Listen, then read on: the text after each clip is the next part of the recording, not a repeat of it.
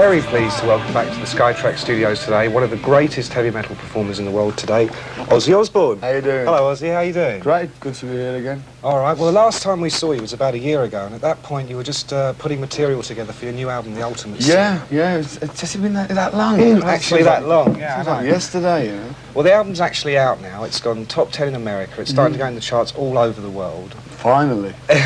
In actual fact, it's now entered the German charts, which is the first time ever. And I've never had a record that's doing so well in Germany. I think it's really up to 100,000 sales now. It's a very upfront album, isn't it? I mean, I think, my opinion is it's probably rockier than anything you've done in quite a while. Would you agree with that? It's rockier, but it's very, using Ron Nevison as a producer, it's come a kind of Americanized sound, which I don't know whether I like or whether I don't, but I can't complain because it's doing so well, you know. Mind you, you've now got two Americans in your band. I mean, apart from Jake on guitar, you've now got Randy Castillo on drums. Castillo.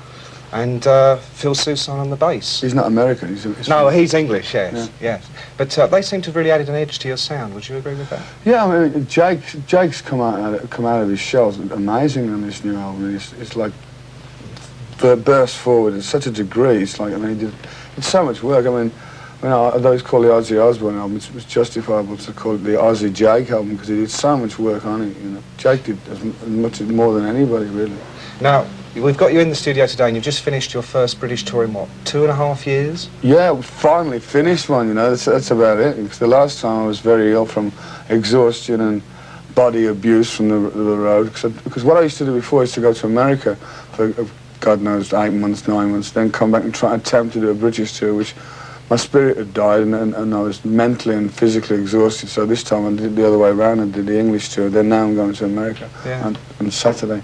Well, it's a very vibrant stage show you've got now. Yeah, but the thing about this new band is they all want to go. They all want to have a fight for it. You know, it's like you having a young soccer player, you know, in a football pitch, wants to be better than anybody else. You know, and it's good to have because there's a lot of spirit back in the band now, where it was kind of laxy-daisy before, because I knew everyone knew that we could go out and sell at a concert. And so it's not what I'm about. I like to get out there and conquer, you know. Yeah, yeah. So I mean, still after all this time, you still really enjoy being on stage. This British tour has been fantastic. It's been wonderful.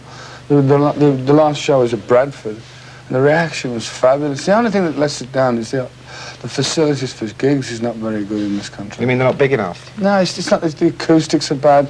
They're now beginning to sort of codge a few of these old places up, like putting actual sinks and indoor toilets, you know. Soft toilet paper and stuff like that. All right, well now we're going to have a look at the new Ozzy Osbourne video, and this is A Shot in the Dark.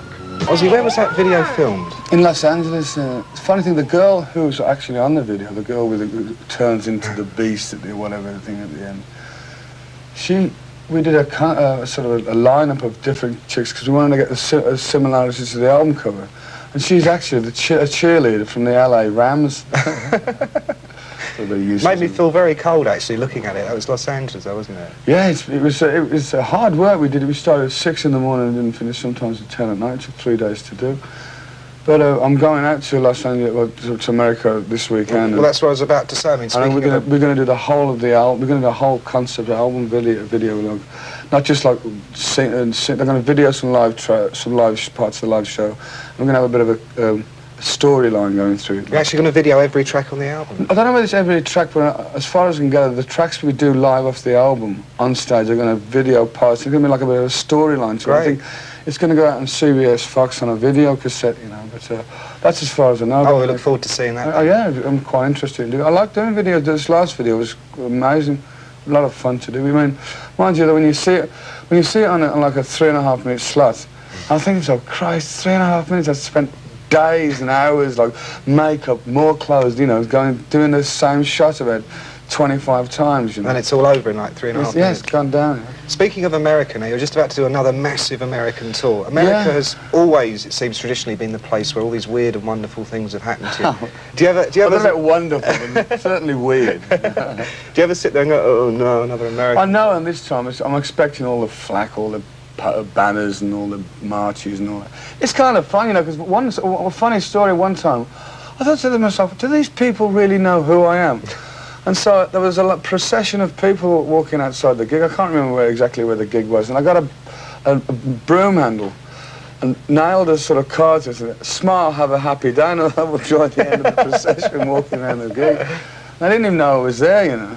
At the end of this American tour, it's just been announced in the British and European press that you're going to be headlining Castle Donington. Yeah!